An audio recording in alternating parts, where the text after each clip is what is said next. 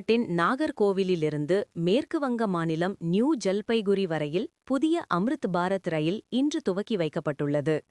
நாகர்கோவில், மதுரை, திருச்சி, தஞ்சை, மயிலாடுதுறை வழியாக இந்த ரயில் மேற்கு வங்க மாநிலத்திற்கு செல்கிறது. இதன் மூலம் தமிழ்நாட்டின் கடைக்கோடி பகுதி, வடகிழக்கு பகுதிகளுடன் ரயில் மூலம் நேரடியாக இணைக்கப்படுகிறது.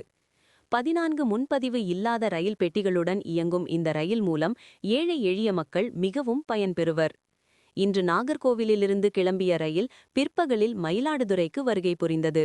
இதனைத் தொடர்ந்து பாரதிய ஜனதா கட்சி சார்பில் ரயிலுக்கு சிறப்பு வரவேற்பு அளிக்கப்பட்டது. ரயில் லோகோ பைலட் மற்றும் ரயில் பயணிகளுக்கு பாரதிய ஜனதா கட்சியினர் இனிப்புகள் வழங்கி மகிழ்ச்சியை பரிமாறிக்கொண்டனர். பாரதிய ஜனதா கட்சி ஆட்சியில் நாடு முன்னேற்றத்தை நோக்கி செல்வதாக அக்கட்சியின் தேசிய செயற்குழு உறுப்பினர் வழக்கறிஞர் ராஜேந்திரன் அப்போது தெரிவித்தார்.